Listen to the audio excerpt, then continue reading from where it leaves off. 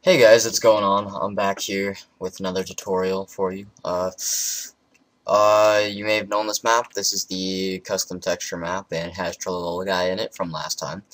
So anyways, this tutorial I'm going to show you guys how to make advanced doors and advanced debris, pretty much. So when you go up and have to buy a door for 2,000, 1,000, or stuff like that. Anyways, so advanced doors is what we're going to look at first. So pretty much what we're going to do is I'm just going to quickly make a, don't mind what I'm doing, I'm just making it so it's a little bit smaller and I can kind of show you what an actual door would be like, because this is more like a big pathway in the middle. If I move this back here, actually I'm just going to copy it.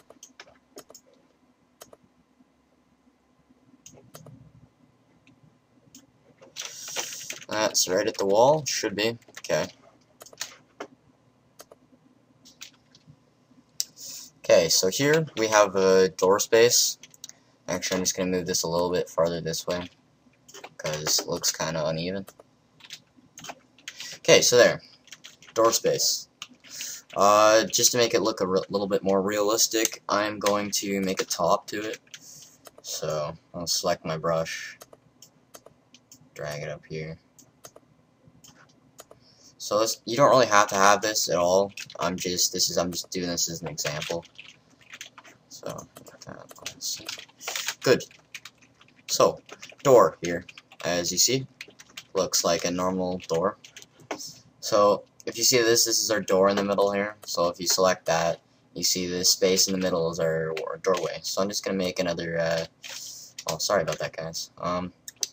So to make a door, you can't just make a brush, you can't just click and drag like that, because it'll make a world spawn brush model, and you can't use that. So if you right click on the 2D view and go down to script, and then brush model, it's the top one right there. So if you just click that, it'll create this pretty much just a new brush, and if you click, it'll have script brush model. So anyways, if we just stretch that on the inside, that'll make our door.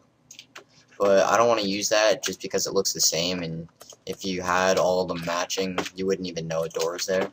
So I'm going to go and just go to textures, go to usage, and then door.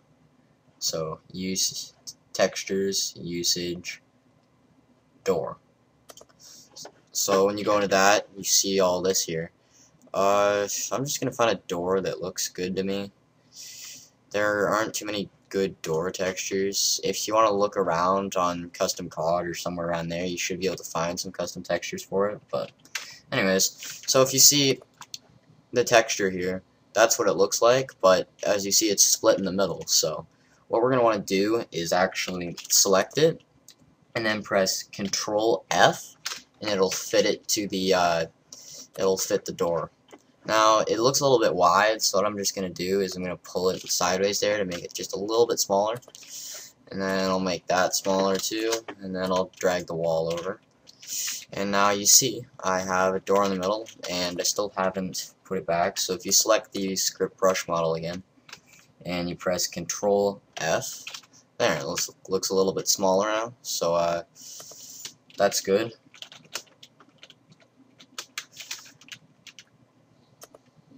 Space there. So anyways, now we're gonna look at what we need to do to make it act like a door. I'd recommend putting path nodes really close to your door, just because you want the zombies to be able to actually recognize where it is. So I'm just gonna put a path node right there, and then there's already a path node that's pretty close on the other side. I'm just gonna move it a little bit closer just in case, but as you see there, that's good. That should be completely fine. And so doors, select the script brush model, and then just go and press N to bring up the entity window. So N. And then you see this little box here called dynamic path. If you do not check this, the zombies will not be able to go through and actually go to the other side of your door. So just make sure that's checked, and then you can just back out of there. So there we go, we have that, and that just pretty much makes it so the zombies can actually walk through it. Now we need to actually make it so you can buy it and that it acts like a door. So if we right click on the 2D view and go down to trigger and then use, you just select that, and then we drag it right in front of our door here. So you see it's covering our door, but if you press the button that's right beside the one and under the escape, it'll make the grid really small, and I'm just going to drag it right next to the door there. So that's good. So select the trigger use and press N to go into the entity window like we did with the script brush model. And now you're going to have to type in some KVPs, and pretty much KVPs stand for keys and values. So anyways, for the first one, you're going to want to type target name, no spaces, no caps, and then zombie underscore debris, and then just click enter. So that's good. And now just take these out of here, and if you erase what's in here, you'll still have what's here, so that's fine. It's only if you select it, take something out, and then press enter that it'll actually make that change. So anyways, I'm just gonna make a new KVP. So in the key, type in zombie underscore cost, and then in the value you just want to type what you want it to be. So there's only a couple of preset costs. I know one is 500, one is 750, one is 1,000, 1,250, 1,500, 1,750, and then 2,000. I'm just gonna make this door 2,000 just for the purpose of, yeah. So now that is done, you don't need to do anything. But if you compiled it right now and went into game, you would find that you could buy your door, but for some reason it wouldn't actually open. So what we're going to want to do is go to your trigger and just select it first. Make sure you select the trigger first, not the script brush model. So trigger, go to the other side and select the script brush model, and then just press W, and then you'll see there'll be a little blue link right there, and that's fine. So that's fine and everything, but if you buy it now, it won't really look realistic, because when you buy it, it's just gonna all of a sudden disappear. So usually when you make a zombie door, you want to actually make it slide. So there's a way to do this, and I'm gonna show you how to do it.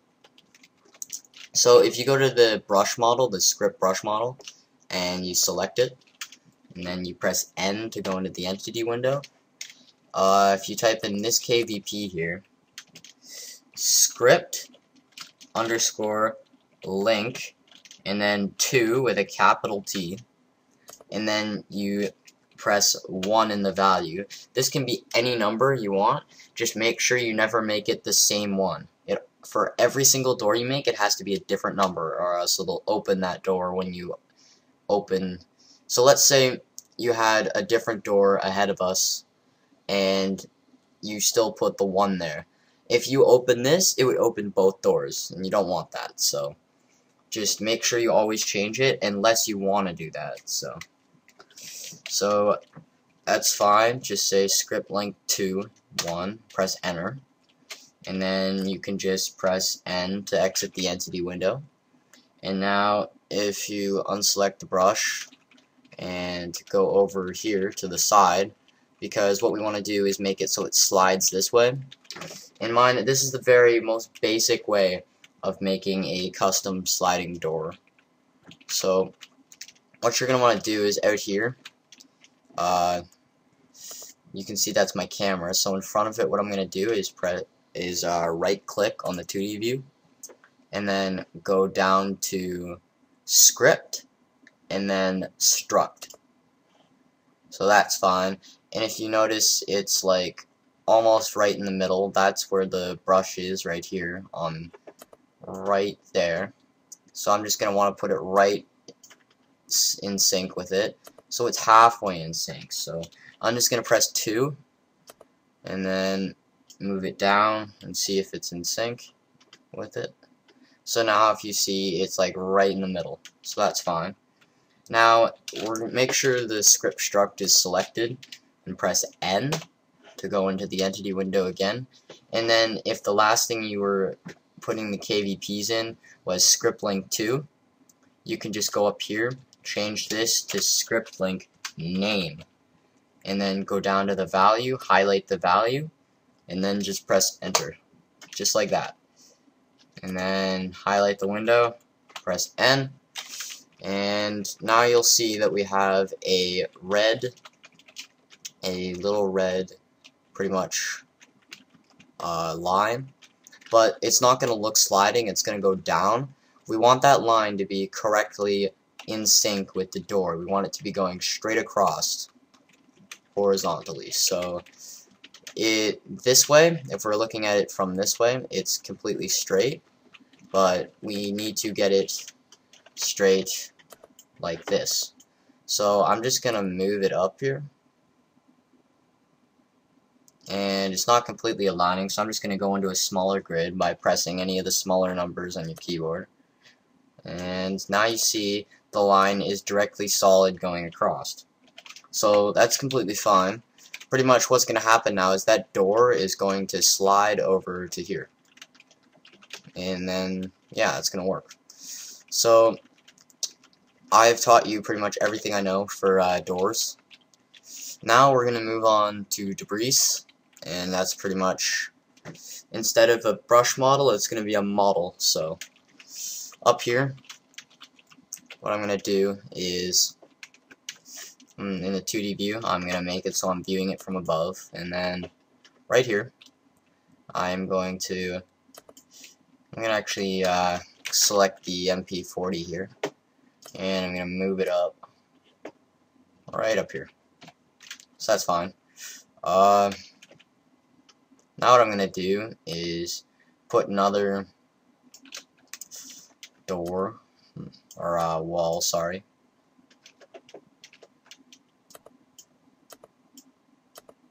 So here, I'll just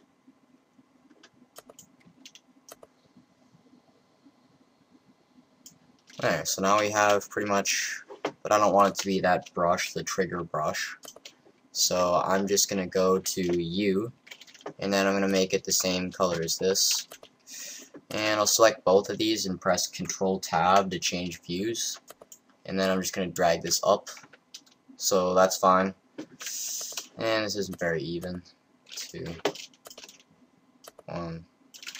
Okay, so that's more even. So now what I'm gonna do is press Control Tab twice to go back into the view so you can see it from above.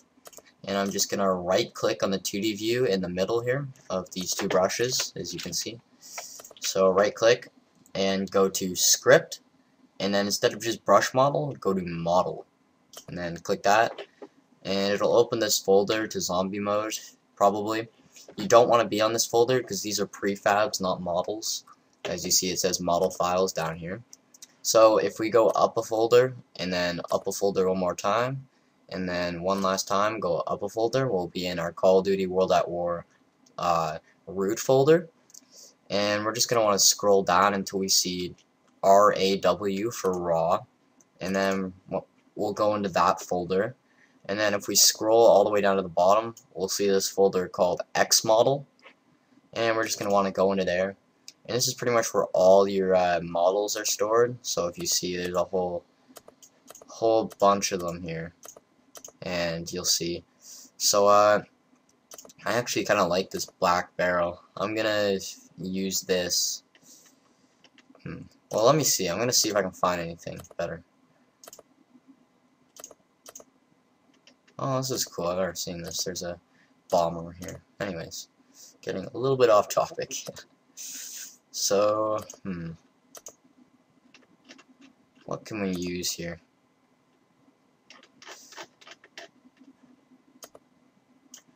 Ooh, hello. Some vehicles. How about this?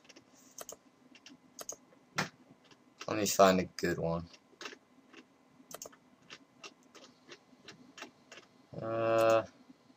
Oh, and these are giant ships. Yeah, you can get giant ship models. There's everything in here. You can find... I'm actually using this in a current map right now that I'm making. So I'm going to select this just as an example. And some of them can be pretty big, just saying. So I'm just going to press Shift D to move it sort of sideways. And as you see, it's a little bit big. So what I'm going to do is select it and drag it back. So it's, as you see, it's right in the middle there. And then I'm going to go and drag that back. And then if I press Control Tab again, I see it's not on the ground exactly.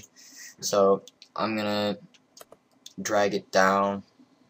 And now I see it's not selected. So always make sure what you're dragging down is selected. And don't be an idiot like me. So there, now it's completely on the ground. So that's good.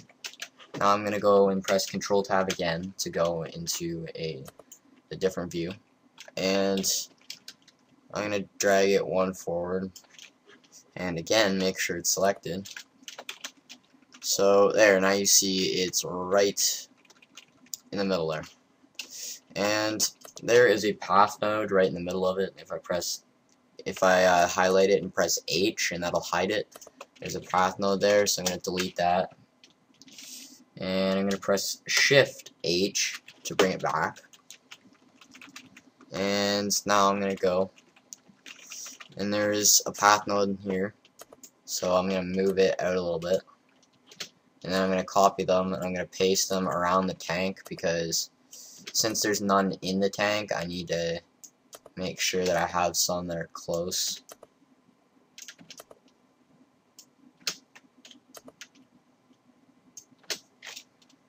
So that's good. Actually, I'm going to put some here too. Now this is very sloppy path nodes. Usually you wouldn't make them this sloppy, but anyways. So now we have 3 rooms pretty much, and there's like the winning thing for the troll guy. But it's pretty much going to be the same thing as the door here, but just a little bit different. So what I'm going to want to do is highlight it and go into the entity window, and just as we did for the door, I'm going to check dynamic path, make sure that's checked, and then just press N, and that's good. So now what I'm going to do is make a trigger, just like I did before, and just as I almost did, you can never ever just drag something and like select a trigger. That won't work. It's still world spawn. So always make sure you right click, go to trigger, and then select use. And now if you press N, you'll see that we actually have the trigger use menu. So I'm just going to drag this across here. And because it's kind of bulkier, I'm not going to actually like make it shorter like that. So anyways, if we have the trigger use highlighted, go to the entity window by pressing N, and then in here I'm just gonna enter zombie, or crap, sorry, and I'm on caps lock, wow. So type target name, no caps, no spaces, and then in value type zombie underscore debris, so that's fine. And now what you're gonna want to type is zombie underscore cost, and then I'm just gonna make this one 1500 just to be a little bit more cheaper. And now what I'm gonna do is select that trigger, and then select the tank here, and then I'm gonna press W. And now for this one, it's going to be a red line connecting it instead of a blue one like on the door. Don't know why it does that exactly, but it does anyways. So now what we're going to do is make it fall through the ground, pretty much like disappear through the ground. And so it's kind of like this one. It's going to be the same concepts. So what I'm going to do is actually just go over here. I'm going to select the script struct we already have. and then I'm going to press space to copy it. And now when I go inside, you'll see it already has the script link names in it. So now I'm just going to take it and bring it over right under the tank. And now I'm going to bring it all the way under the map and just bring it way down here. So now if I go into here, I'm just going to take this out. So if you select the script link name 1 and then press del key. Oh, that didn't work. Well, anyways, if you select this and then go to script link name 1, change the 1 to a 2 because we already used the 1, and then just exit out of the entity window by pressing N. And now what I'm going to do is highlight the tank here and press N. And then in here, you see it's already had it typed for us, so just highlight the value and press enter, and there we go. If we press N again. Oh, sorry guys, I kinda just had an epic fail. If we go into the tank, it says script link name. Remember, there are two different codes, script link 2 and script link name. So if we select 3, there, now we see the red line go across. I'm sorry about that. Now, it's not directly centered. For this, it doesn't have to be directly centered. I kind of prefer it usually, but it doesn't really matter. It's close enough anyways. So, now for the tank, I want it to have effects when it falls to the ground, so here, one sec. I'm just going to look at some effects so I can show you guys. Alright guys, so there's 3 things here. There's script fire script underscore fire fx. So there's no caps there, just script underscore fire fx, and then write poltergeist in the value. And then the second effect is script underscore fixed, which is pretty much fxid, and then large underscore ceiling underscore dust in the value. And then the third and last one is script underscore noteworthy, and then just write in the value jiggle, and then that'll give it a really cool effect when it actually goes to the floor. So yeah, so now we have that right there. So that's pretty much all we have to do. That's how to do custom doors, and now I'm going to show you the result in Call of Duty World at War. So I'll be back in a sec.